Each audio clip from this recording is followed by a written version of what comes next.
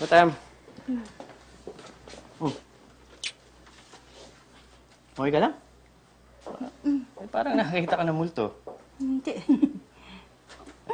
Itsura. Long time no see, Wilton.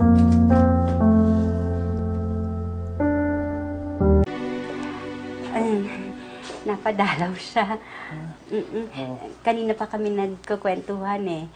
Naikwento niya rin sa akin yung tungkol sa anak niya, si Christopher. Actually, miss na niya ang papa niya. Nakakaawa yung bata, Wilton. Talagang alam mo, sabik na sabik sa ama niya. Request? Pwede bang pahingi ng isa pang juice kasi masarap yung juice na ginawa mo eh. Oo naman. Sige, kunin ko na to. Thank you.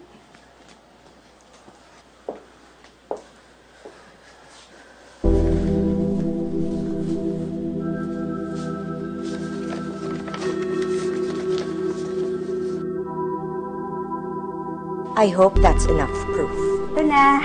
Maraming salamat sa iyo, Amelia.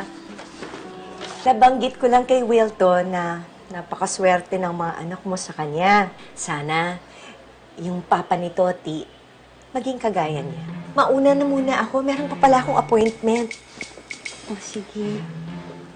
Bye, Wilton. Bye, Amelia. Bye-bye. Salamat sa pagdalaw. Walang anuman. Hayop yung tatay ng anak niya.